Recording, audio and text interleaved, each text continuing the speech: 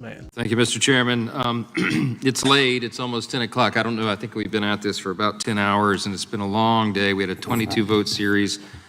Not complaining, just explaining why we're all a little bit haggard. But I tell you what, it's the issue that's really got us worn out.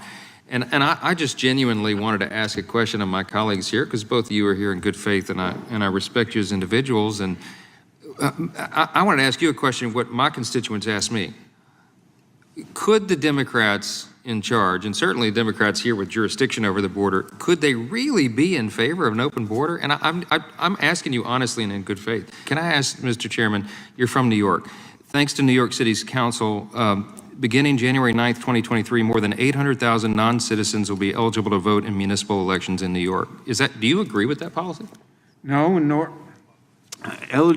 non-citizens will not be eligible to vote in New York.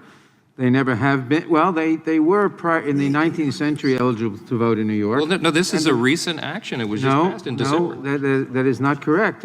Non-citizens have not been eligible to vote in New York, or as far as I know, in any other state since the 19th century. That's not true. The New York City Council voted in December to allow this. It begins January 9, 2023. Cities in Vermont and Maryland already allow this, and similar measures are under consideration in Illinois, Maine, and Massachusetts right now. If the gentleman will yield? Yes.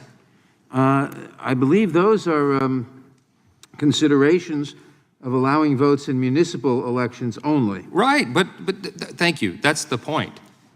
Everybody wants to know at home, why would they allow this? Guys, they're allowing it because they're going to turn them into voters. They already are doing this in New York City, largest city in America, and this is the plan of our friends on this side to turn all the illegals into voters. That's it, folks. That's what's going on. That's the game. That's why the border's open. That's why they've dropped it. Look, I respect Ms. Lofgren and all her work in this arena. Yes, I'll yield, Mr. Chairman. I'd love to hear what you have to say about this. As a New Yorker, I would love to think that New York is the entire country, but it is not.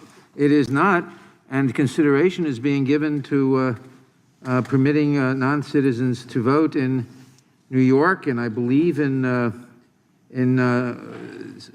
capital city of Vermont. I forget which that is. But as much as I'd like to believe it, New York and Vermont are not the entire country. But, Mr. Chairman, that's the whole point.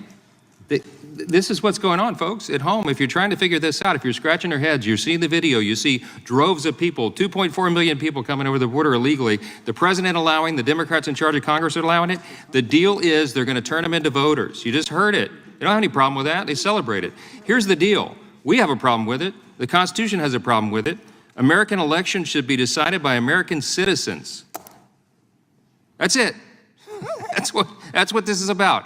That's why we're jumping up and down and screaming, my friends on the video who are commenting about this. That's why we're so upset, because our constituents are frightened that we are losing our country. We're losing our security, we're losing our sovereignty, because we're going to allow people from 160 different countries around the world to come in here and decide our elections. That's it. Here it is on record. You all heard it. I'm out of time. I yield back.